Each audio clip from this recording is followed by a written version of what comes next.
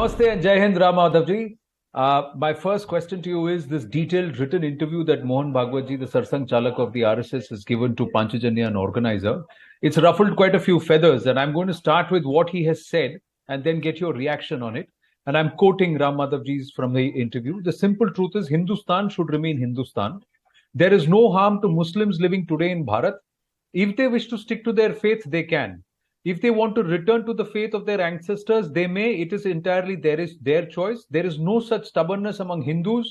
Islam has nothing to fear, but at the same time, Muslims must abandon their boisterous rhetoric of supremacy.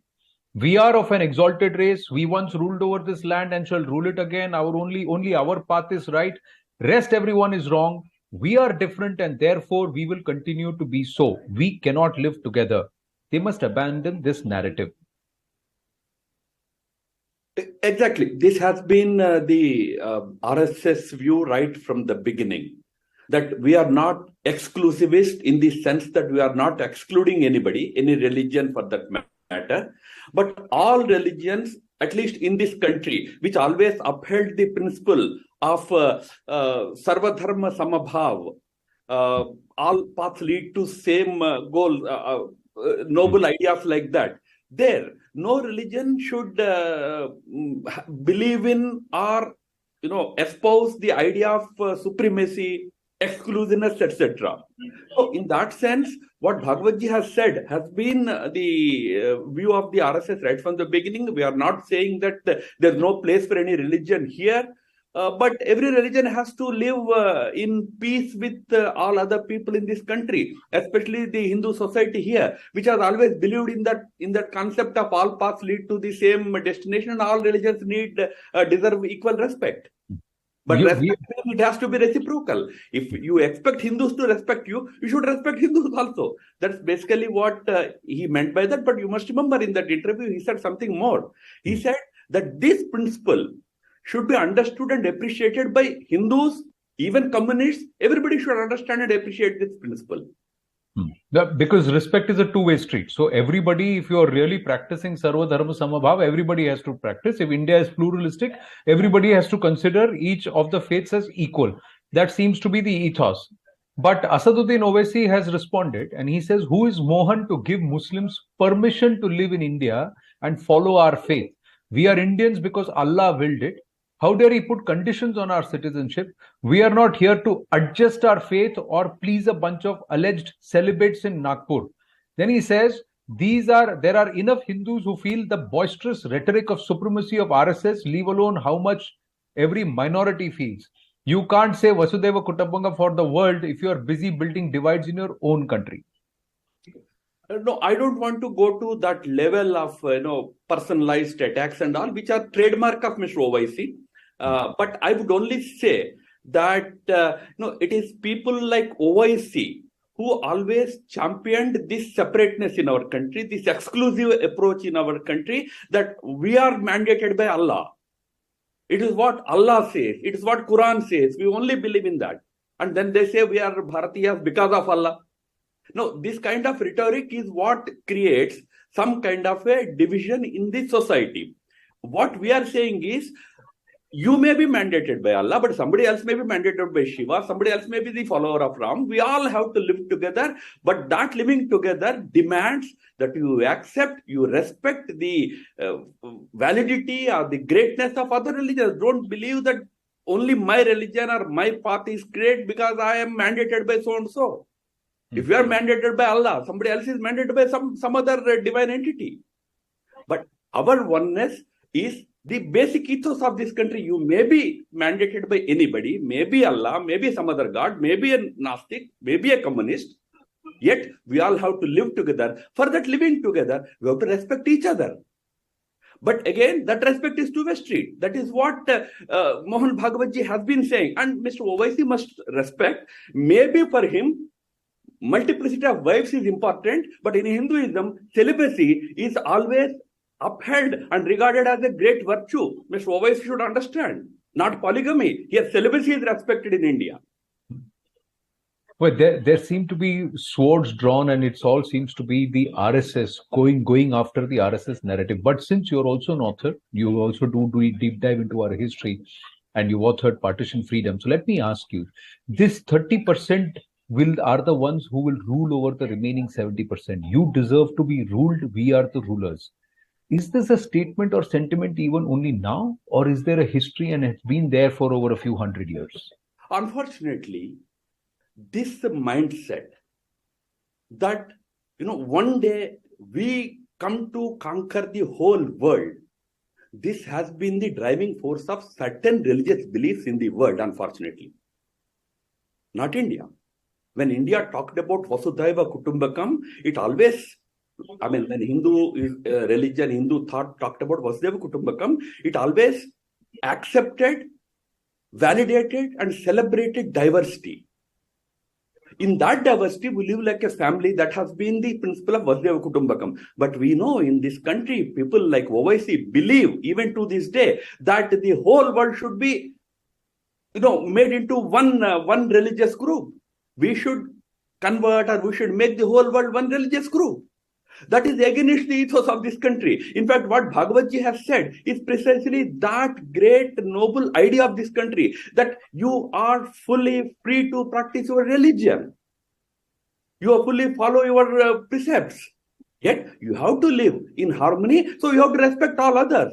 May I ask the Vardis who are teaching us about what Allah mandated, in how many of those lands do other religions have that respect? Do the other religions enjoy the status on par with the majority religion there?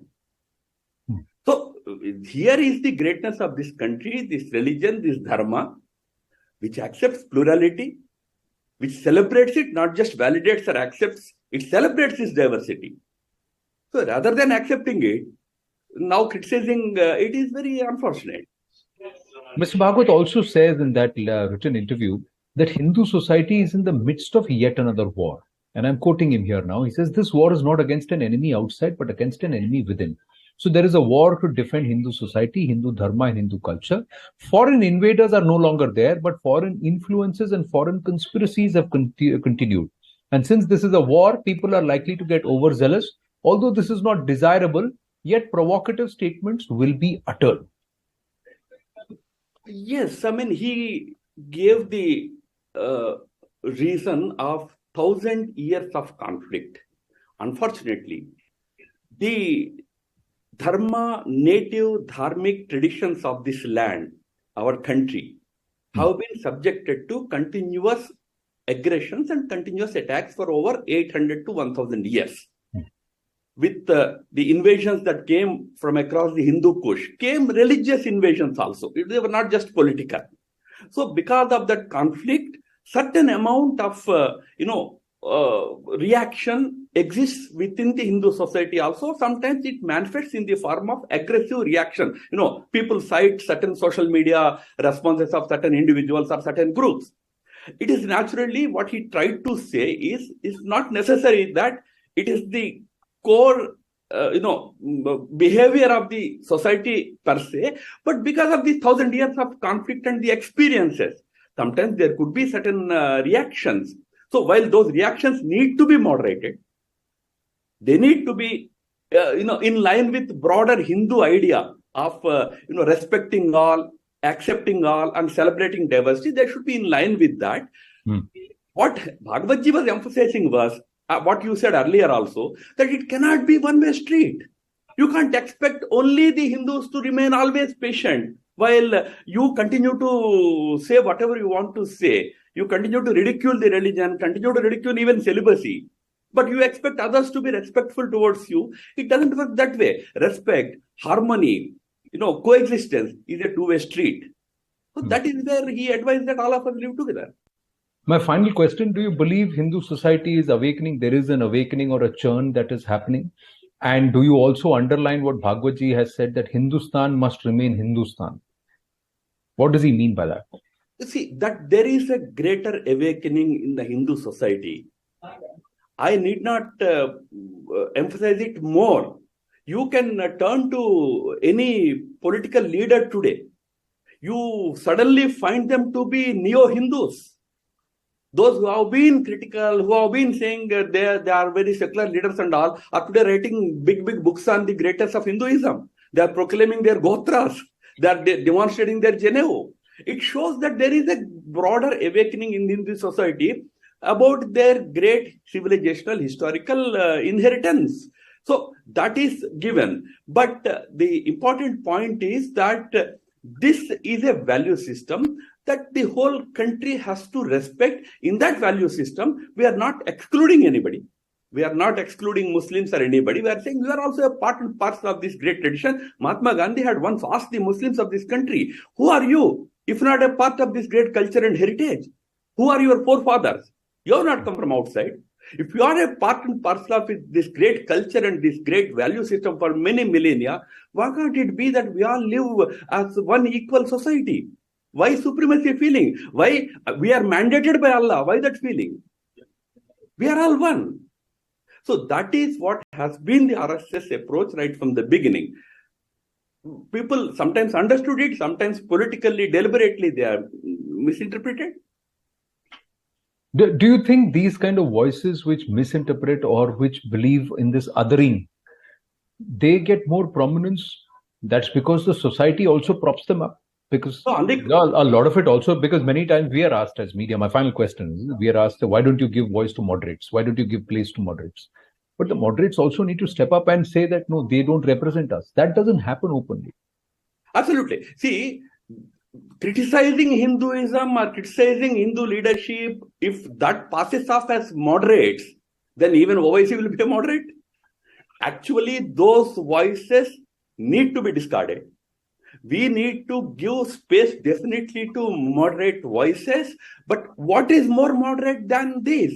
That all of us shed our sense of supremacy. In fact, in that interview, Bhagwat ji has said it, that when I am talking about Muslims to shed this supremacy, idea of supremacy, I'm also saying that a communist should shed his supremacy. I am a secular. That supremacy should not be there. Or for a Hindu, he should not also feel that he is bigger than any other person. That all of us live together. That is the whole spirit of this ethos, this culture, this religion. Bharat if you would define Bharat as pluralistic, and pluralistic means Sarva Dharma Sambhav. Is that the core of what Bhagwat ji's message is, that you cannot alter this DNA, because then we don't remain Bharat then? Okay, see, pluralism should be understood as Sarva Dharma Samadar, equal respect. Sarva Dharma Samabhav, maybe two religions may not agree that we are all equals. We all deserve equal respect. Our religious practices may be different. In that sense, you may be attached to one particular religious practice, but yet we all deserve equal respect. We should not negate anybody. We should not feel supreme. We should not feel that we are bigger because we are mandated by somebody, some God. This whole argument that we are mandated by Allah. This kind of approach doesn't help. We are all similar people. We are all together. We may practice different religions. That is Sarva Dharma Samadar. Equal respect to all religions. Sometimes we say equality of our religions. Cannot be. I mean, religions will have different approaches. What Hindu system believes, maybe Islam doesn't believe. Yet, we need to respect because we have to live together. We'll live together as Indians. That is precisely the essence of what Bhagwat ji is saying. Well put there. Not Sarva Dharma Samabhav may not be agreeable, but Sarva Dharma Samadar is something that we can come to if we really look at each other as Bharatiya, and that everybody is equal as long as they are Bharatiya under this whole big ambit that is Bharat and a value system that is Bharat. Madhav ji, always a pleasure speaking with you. Thank you very much. Namaste.